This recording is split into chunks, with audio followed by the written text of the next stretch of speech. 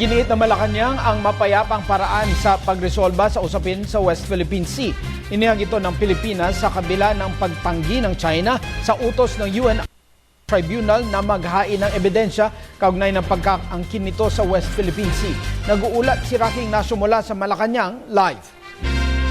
Maraming salamat, Attorney Mark. Nanindigan nga si Pangulo Aquino na maresolba ang usapin sa West Philippine Sea sa mapayapang paraan. Sinabi ito ng Pangulo kaugnay pa rin sa mga pinakabagong development na nangyayari sa disputed areas. Nagpahayag ng pagkabahala si Pangulo Aquino sa report na patuloy na pagpapalawak umano ng inaangking teritoryo ng China sa West Philippine Sea. Ipinahayag ito ng Pangulo sa report ng pagdating sa Gavin at Calderon Reef ng mga barko ng China na katulad na ginamit umano sa reclamation sa Mabini Reef.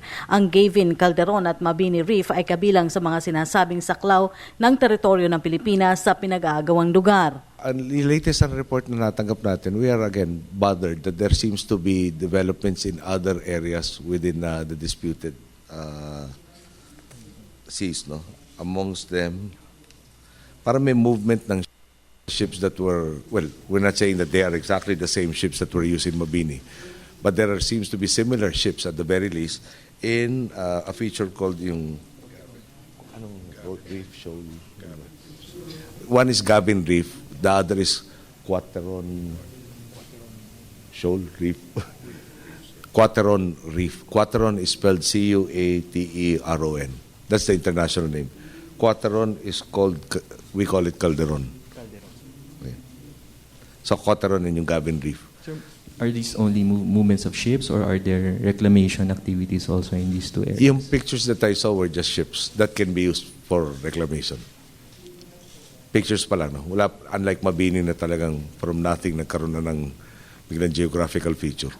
Nagsalita ang Pangulo sa harap na rin ng pagtanggi umano ng China sa kautusan ng United Nations Arbitral Tribunal na maglatag ng ebidensya sa kanilang claim sa West Philippine Sea. Git ng Pangulo, mananatili ang posisyon ng Pilipinas sa nararapat na proseso para maresolba ang usapin sa mapayapang paraan.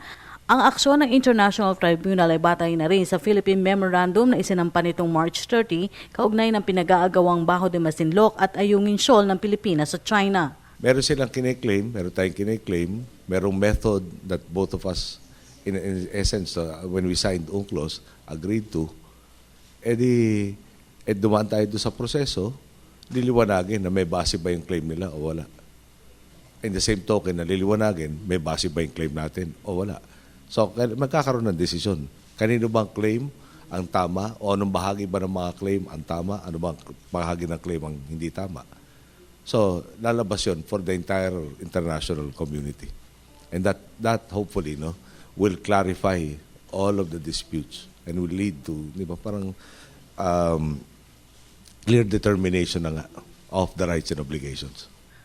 Umaasa naman ang Pangulo na susunod pa rin ang International Tribunal bilang signatory ng United Nations Convention on the Law of the Sea o UNCLOS.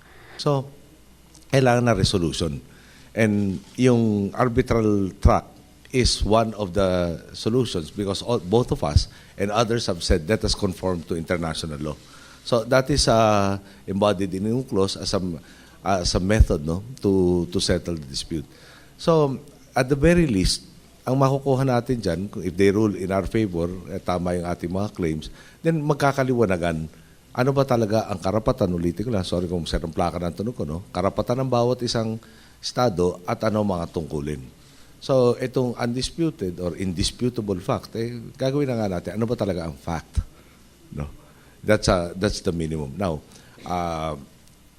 para karapatan lang kung sasama sila o hindi. Inimbita natin sila, napunta tayo dito para ma-resolve na nga natin na siguradong peaceful way of resolving the dispute.